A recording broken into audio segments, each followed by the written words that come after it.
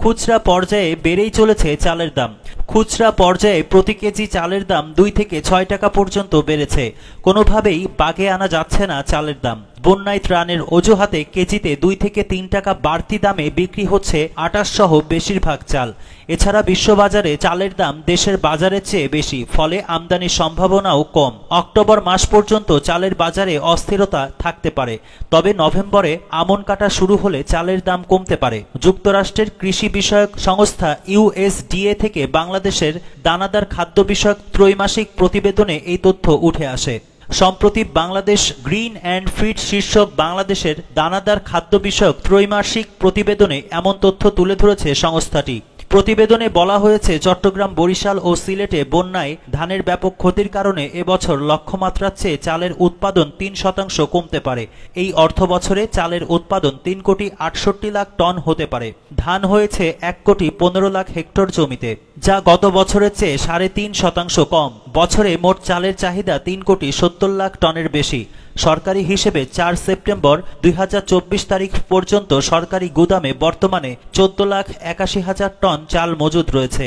এই মজুদ গত বছরের তুলনায় বেশ কম হলেও সরকারি সূত্রের মতে আগামী 3 মাসের জন্য এই মজুদ যথেষ্ট। USDA এর প্রতিবেদনে বলা হয়েছে, বেসরকারি গুদাম ও ব্যবসায়ীদের কাছে কি পরিমাণ চাল মজুদ আছে তার কোনো হিসাব সরকারের কাছে নেই। তবে USDA এর পর্যবেক্ষণ অনুযায়ী বাজারে চালের কিছুটা ঘাটতি রয়েছে। সব মিলিয়ে 2 মাস অস্থিরতা বজায় থাকবে দেশের চালের বাজারে, তারপর ধীরে ধীরে স্বাভাবিক হয়ে আসবে। খুচরা পর্যায়ে বেড়েই চলেছে চালের দাম। খুচরা পর্যায়ে প্রতি কেজি চালের দাম 2 থেকে 6 টাকা পর্যন্ত বেড়েছে।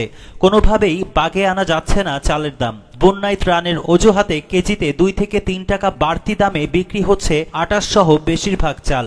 এছাড়া বিশ্ববাজারে চালের দাম দেশের বাজারের চেয়ে বেশি, ফলে আমদানির সম্ভাবনাও কম। অক্টোবর মাস পর্যন্ত চালের বাজারে অস্থিরতা থাকতে পারে, তবে নভেম্বরে আমন কাটা শুরু হলে চালের দাম কমতে পারে। যুক্তরাষ্ট্রের কৃষি বিষয়ক সংস্থা USDA থেকে বাংলাদেশের দানাদার খাদ্য বিষয়ক ত্রৈমাসিক প্রতিবেদনে এই তথ্য উঠে আসে।